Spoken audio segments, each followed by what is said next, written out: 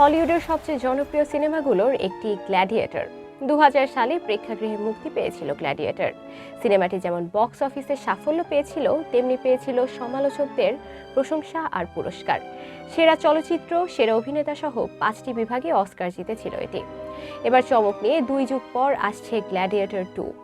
গতকাল বুধবার মুক্তি পেয়েছে সিনেমাটির ট্রেলার। ছবিটি মুক্তি পাচ্ছে 22 নভেম্বর।